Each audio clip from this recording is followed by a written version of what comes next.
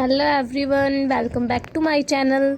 आज हम करेंगे एक छोटा सा टॉपिक जिसका नाम रहेगा ग्लोबलाइजेशन एंड मल्टीनेशनल फर्म्स। इसमें हम ये भी बताएंगे कि मल्टीनेशनल कॉरपोरेशंस के फाइनेंस फंक्शंस क्या होते हैं, और एक हम करेंगे structure of international financial market. तो सबसे पहले देखते हैं उसके लिए कि ग्लोबलाइजेशन होता क्या है। ग्लोबलाइजेशन यानी कि वैश्वीकरण। जब कोई एक देश किसी दूसरे देश के साथ ट्रेड करता है, इन्वेस्टमेंट करता है, या फिर एक देश से दूसरे देश में कैपिटल फ्लो होती है, लेबर माइग्रेट होता है, या फिर टेक्नोलॉजी।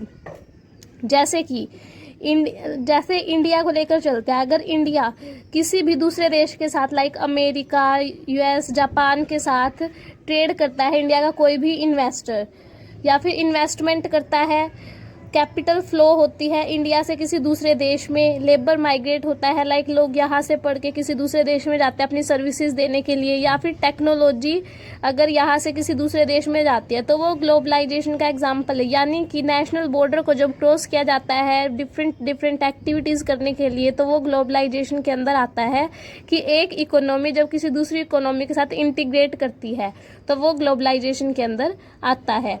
तो अब देखेंगे मल्टीनेशनल कॉरपोरेशन क्या होती है। ये एक ऐसी फर्म होती है जो एक से ज़्यादा देशों में अपना काम करती है, अपनी डिफरेंट ब्रांचेस खोलती है, वहाँ पे परचेज सेल करती है, डिफरेंट एक्टिविटीज़ करके प्रॉफिट अर्न करने की कोशिश करती है। मल्टीनेशनल कॉरपोरेशंस का हेडक्वार्टर उसकी होम कंट्री में होता है, जबकि दूसरे देशों में उसकी वेरियस सब्सिडरीज ब्रांचेज होती है जिन्हें हम होस्ट कंट्री बोलते हैं।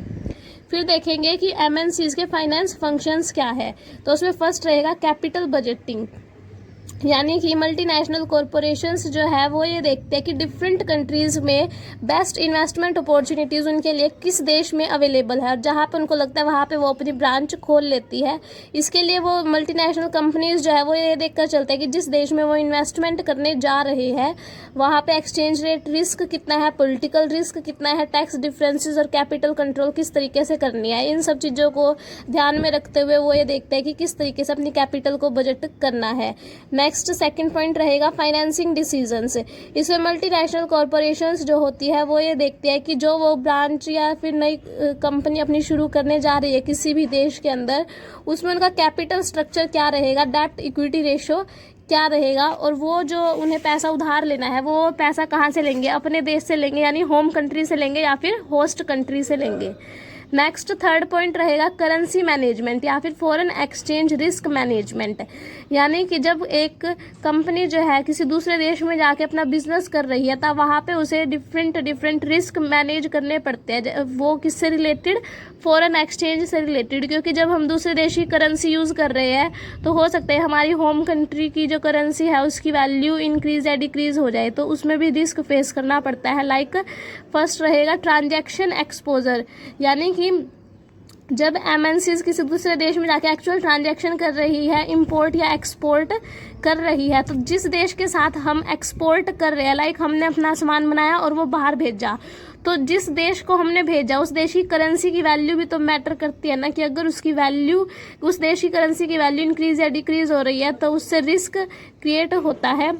नेक्स्ट सेकंड पॉइंट रहेगा ट्रांसलेशन एक्सपोजर। इसके अंदर क्या होता है कि मल्टीनेशनल कंपनी ने अपनी जो फाइनेंशियल स्टेटमेंट बनाई अपनी करेंसी में बनाई, लेकिन जब वो दूसरे देश को अपनी फाइनेंशियल स्टेटमेंट शो कर रही है तो वहाँ पे भी करेंसी का रिस्क आ जाता है कि उस देश की करेंसी की वैल्यू इंक्रीज हुई, डिक्रीज हुई, उसके अकॉर्डिंग उनको अपनी फाइनेंशियल स्टेटमेंट्स जो है वो अपडेट करके शो करनी पड़ती है। नेक्स्ट थर्ड रिस्क रहेगा इकोनॉमिक एक्सपोजर। यानी कि लॉन्ग टर्म में अगर हमने मार्केट में बने रहना है तो कंपटीशन को देखना पड़ता है, कंपटीशन इंक्रीज हो रहा है कि डिक्रीज हो रहा है, तभी हमारी जो एमएनसी है वो लंबे टाइम तक किसी इकोनॉमी के अंदर रह पाएगी। नेक्स्ट फोर्थ पॉइंट रहेगा tax planning and optimisation.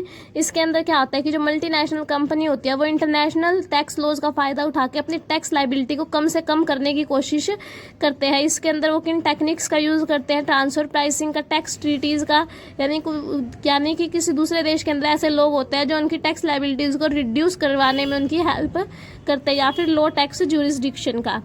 Next fifth point रहेगा रिपैट्रिएशन ऑफ प्रॉफिट्स। इसके अंदर एमएनसीज क्या करती है, वो ये कोशिश करते हैं कि जो उन्होंने दूसरे देश में प्रॉफिट कमाया है वो अपनी सब्सिडरीज को भेज सके, यानी कि जो सब्सिडरी से पैसा कमाया है वो होम कंट्री में उसकी जो मेन हेड क्वार्टर है वहाँ पे भेज सके। तो इसके लिए वो जो है एमएनसीज होती है वो डबल टैक्सेशन से भी बचने की कोशिश करता है, क्योंकि जब डबल टैक्सेशन से बचेंगे उनके पास ज़्यादा प्रॉफिट बचेगा तभी वो अपने हेड क्वार्टर को भेज पाएंगे। नेक्स्ट 6th पॉइंट रहेगा वर्किंग कैपिटल मैनेजमेंट। इसके अंदर क्या होता है कि एमएनसीज को अपनी डे टू डे ऑपरेशंस के लिए भी जो है कैश को मैनेज करके रखना पड़ता है, तभी तो वो अपनी डे टू डे एक्टिविटीज़ को फ्लो के साथ कर पाएंगे और दूसरे देश में अपनी एक अलग से इमेज बना पाएंगे। नेक्स्ट 7th फाइनेंस फंक्शन रहेगा एमएनसीज का रिस्क मैनेजमेंट।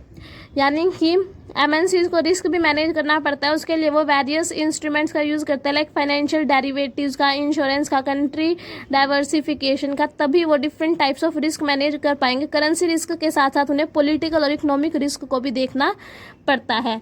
नेक्स्ट एक और टॉपिक देखेंगे structure of international financial market. यानी कि डिफरेंट फाइनेंशियल मार्केट होते हैं, उनका क्या स्ट्रक्चर रहता है। इसमें फर्स्ट पॉइंट रहेगा इसके कंपोनेंट्स में foreign exchange market. Foreign exchange market जो है ये ग्लोबल लेवल पे सबसे बड़ी मार्केट है फाइनेंस की। इसको हम करेंसी कन्वर्जन के लिए यूज़ करते हैं, स्पेक्यूलेशन के लिए और आर्बिट्रेज के लिए यूज़ करते हैं। नेक्स्ट रहेगा second market international money market. International money market जो है वो शॉर्ट टर्म फंड्स प्रोवाइड करती है, जिसके अंदर क्या होता है कि वो 1 साल से कम के लिए फाइनेंस प्रोवाइड करते हैं। इंस्ट्रूमेंट्स को किन इंस्ट्रूमेंट्स के थ्रू फंड्स प्रोवाइड करते हैं इंटरनेशनल मनी मार्केट?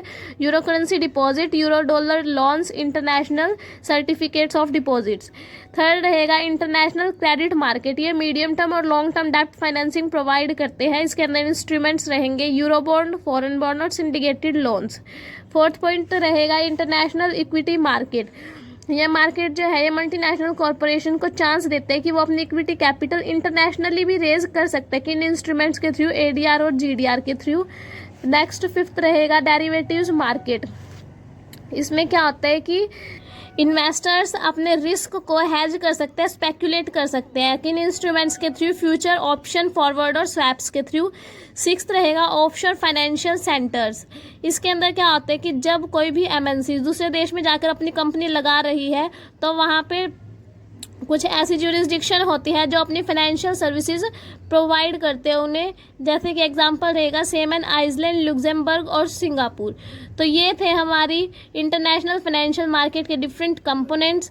तो आज के लिए इतना ही। आई होप आप सभी को समझ आया होगा। समझ आया हो तो वीडियो को लाइक कर देना, चैनल पे नए हो तो चैनल को सब्सक्राइब कर लेना। मिलते हैं जल्दी एक नई वीडियो के साथ, तब तक के लिए टेक केयर।